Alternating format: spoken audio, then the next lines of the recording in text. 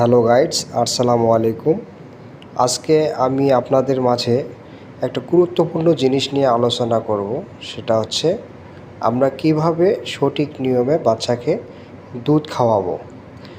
তো বাচ্চাকে সঠিক নিয়মে দুধ না খাওয়ানোর কারণে, সঠিক নিয়মে বাচ্চাকে না ধরার কারণে বাচ্চা কিন্তু আপনার যতটুকু দুধ পাওয়ার দরকার ততটুকু দুধ পায় না এবং বিভিন্ন ভুলবশত বাচ্চার লাঞ্চের মধ্যে দুধ চলে যায়।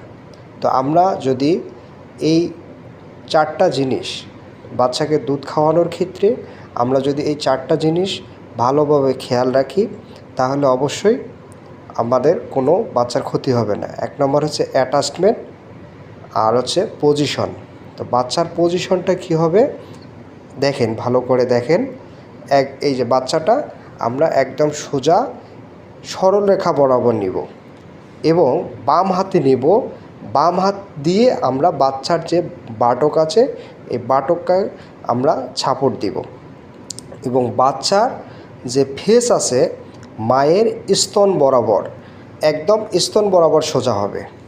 হ্যাঁ, আর হচ্ছে বাচ্চার মনোযোগ একদম স্তনের দিকে থাকতে হবে এবং মাকে একটু খেয়াল রাখতে হবে। মা যদি বাচ্চার মুখের মধ্যে 1 ফোঁটা দুধ দেয় তাহলে বাচ্চা কিন্তু মিষ্টি পাবে এবং বাচ্চা জোরে হা করবে। হা করার কারণে বাচ্চা যে বাটক বা মায়ের যে নিপেল আছে নিপেলটা পুরো মুখের মধ্যে ঢুকাবে এবং বাচ্চা সঠিকভাবে দুধটা গ্রহণ করতে পারবে এবং বাচ্চার মনোযোগ থাকবে। তো আমরা অবশ্যই এই জিনিসগুলা খেয়াল রাখবো। আর মাকে বাচ্চাকে দুধ খাওয়ানোর আগে অবশ্যই 1 গ্লাস পানি খেয়ে নিতে হবে, তরল অথবা দুধ খেয়ে নিতে হবে, তরল জাতীয় জিনিস খেয়ে নিতে হবে। তাহলে মারও সঠিক পরিমাণ দুধ হবে।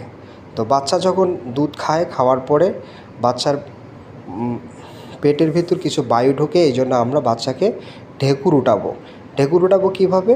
আমরা ডান কাঁধে নিব, নিয়ে আস্তে আস্তে 5 থেকে 7 মিনিট এই যে এভাবে 5 থেকে 7 মিনিট আমরা বাচ্চাকে আস্তে আস্তে আস্তে আস্তে নাড়া দেব।